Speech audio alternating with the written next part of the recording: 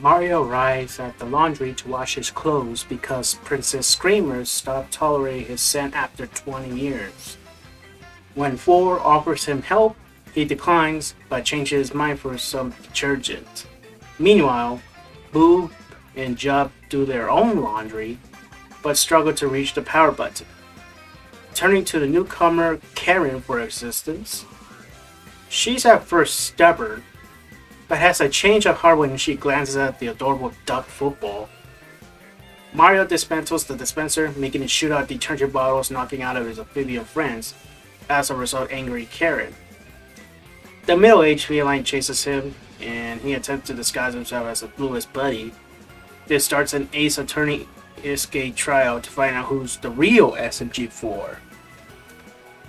The actual meme lord verifies himself with his ID, getting Mario blasted into the shop's biggest washing machine with a really long rope.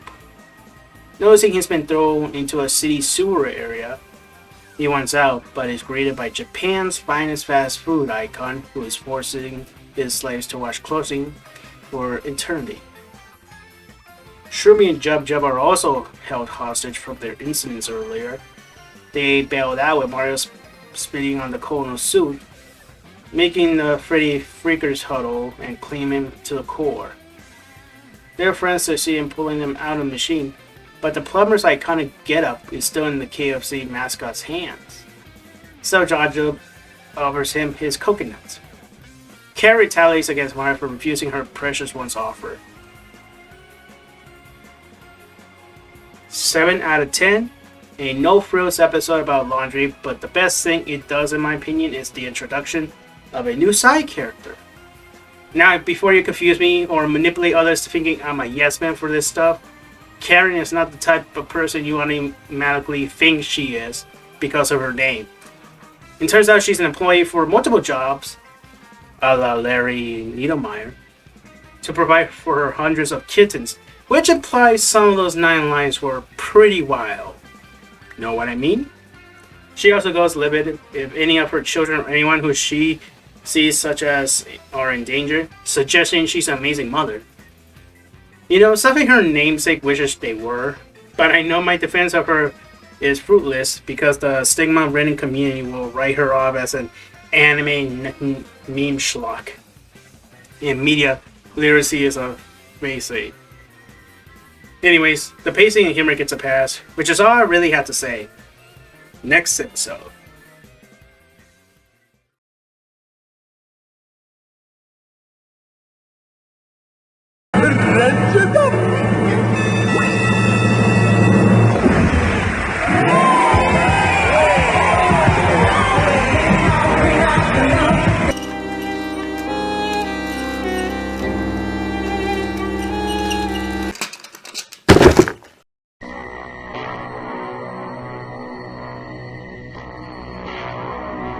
Isano is all alone in the castle trying to find Luigi, but stumbles upon a VHS tape.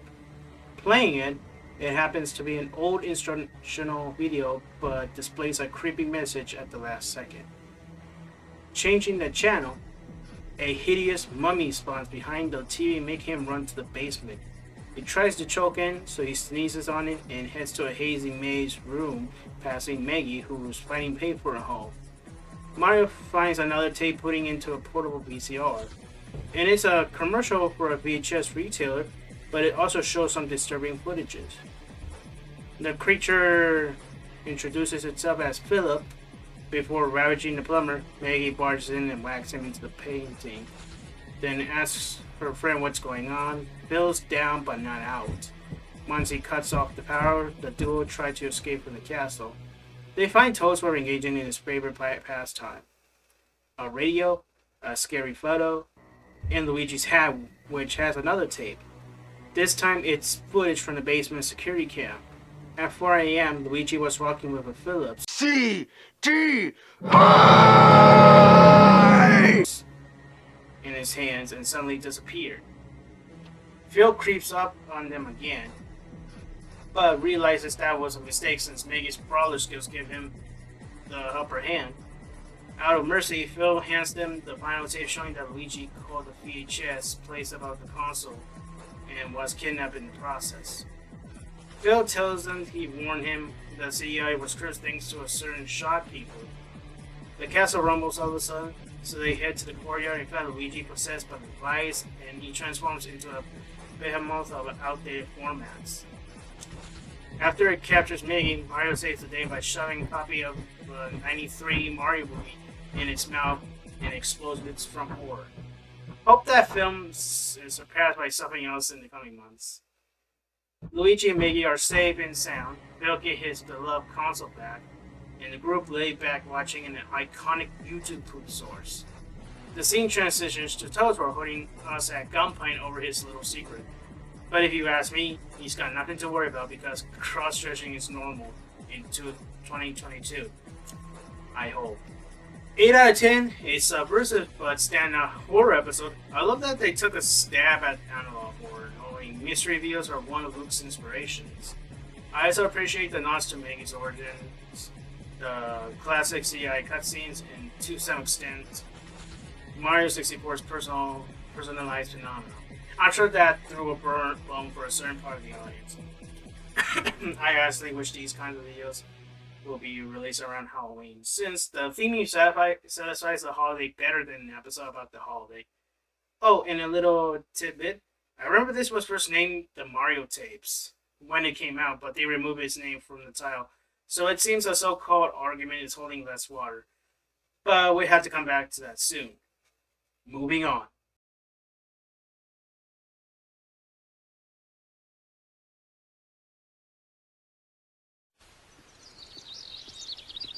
What up, bitch?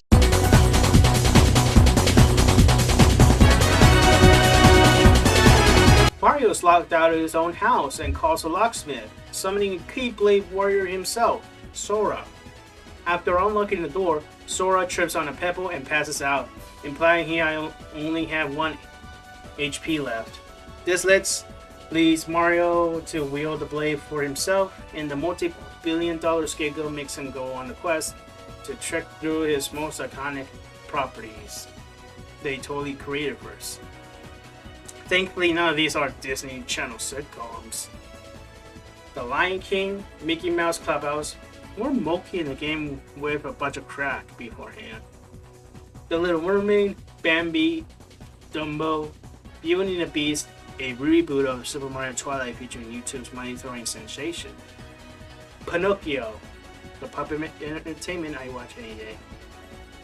Snow White and the Seven Dwarfs, Tarzan, and finally Aladdin. Sadly, Will Smith was banned from this skit as well. After that nonsense, the pesky plumber flies into the Kingdom Hearts world and is threatened by a giant heartless Goofy. Mario takes him down by reading the franchise's entire lore. You know, the one where you had to fork over several bucks to experience all of it? I figure you won't glitch an apology. By the way, the giant falls to his doom and his big-eared companion mourns his loss with the memories he cheers with him. Don't worry, I'm sure future installments will fix that somehow. 8.5 out of 10, a funny and much-deserved satirical take on the culprit entity. This is the video we were asking forever since the Nickelodeon video dropped. Normally I ask for every movie and show to be lampshaded, but seeing as Disney owns too many of these, I think we can give them a pass on this one. All we need is a Cartoon Network episode and the trilogy will be complete. In case you live on a rock, a good reason why nobody's a real Disney fan anymore is because of the controversies they engage in as of late. Believe me, it's easier to scrutinize media that actually does something wrong, but an honest mistake will usually get the worst. What does that mean? Well, there's no delaying the inevitable because this next one isn't going to be fun.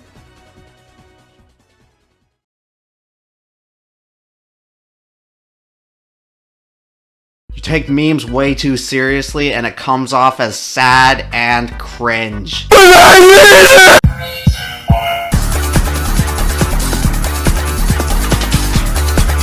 The crew hangs at Psycho's house to check out her new song. Mario gets the urge to use the bathroom but comes across her secret door. Psycho tries to halt the plumber, but his childish curiosity gets the best of him, and two fight each other.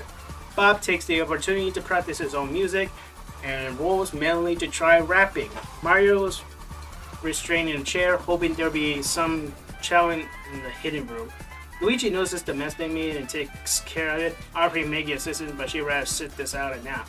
And I'm assuming that her companion's antics already make her exhausted.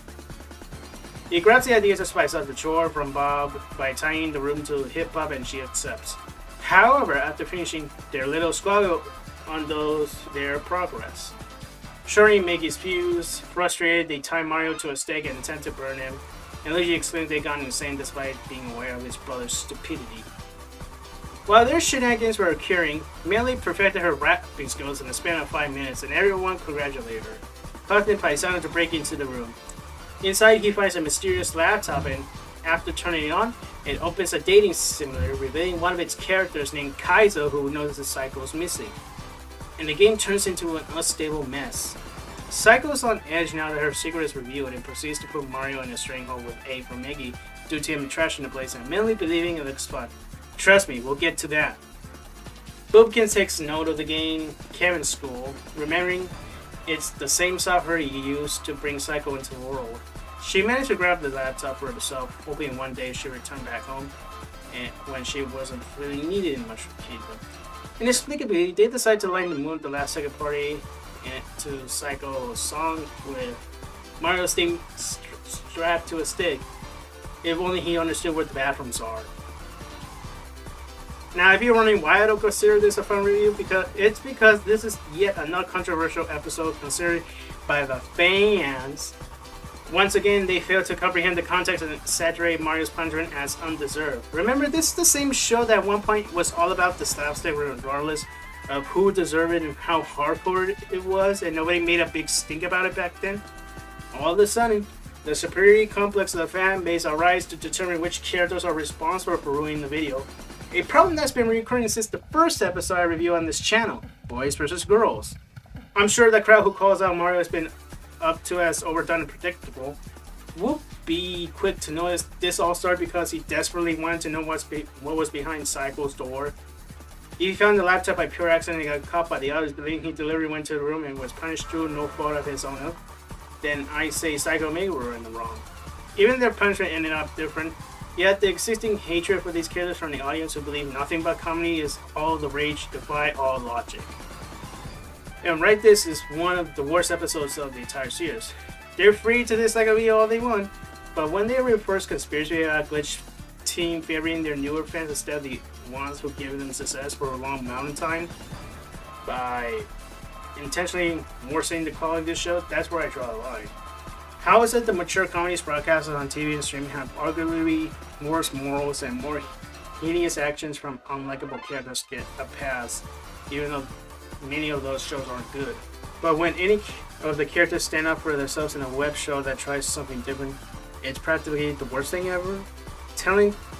That's telling of the priorities from the determining online part of social media. So what do I think about the episode?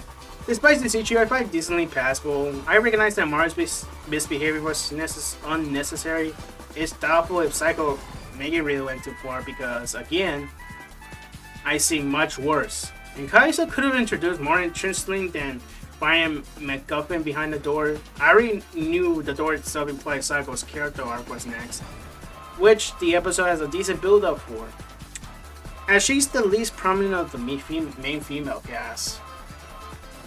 That and Luigi and Meggy's clear number, along with Melly's surprisingly good rap song, more than makes up for the filler in the episode for me. So in my eyes, it deserves at most a 7 out of 10. As for the changes viewers have noticed, I will go in depth for those in the next multi-review since I feel they're more appropriate for discussion in the following episodes. I don't want these reviews feeling bloated as a result, and I hope you understand. If you don't, then I assume you don't have a good enough reason to click on my videos other than trolling me. That is all.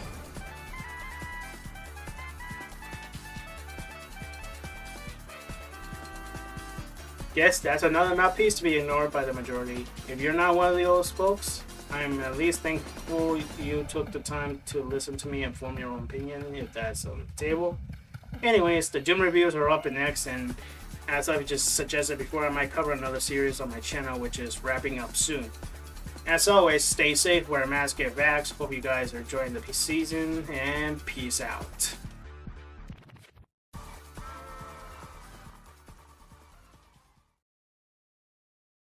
Then the episode loses all logic as the security system kicks Squidward out of his house as it goes on a rampage to destroy Bikini Bottom. I don't know why it goes on to destroy Bikini Bottom. Does it make any logical sense? No. Is it necessary to the plot? Not really. Is it even remotely funny? Not in the slightest. Then the episode ends with Squidward getting a summon to clean up Bikini Bottom for every Sunday for the rest of his life. So the episode comes off as Squidward getting punished for not taking it in the ass when SpongeBob and Patrick want to torment him.